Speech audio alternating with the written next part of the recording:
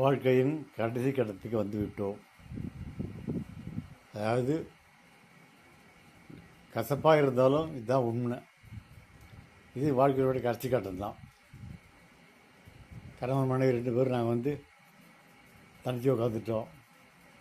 யாரையும் பக்கத்தில் தேடிட்டு வர மாட்டாங்க. உடனே வரத்துக்கு முடியாது. தனி 2 பேருக்கு இந்த 2 பேர் நம்ம மட்டும்தான் உட்காந்துருக்கோம்.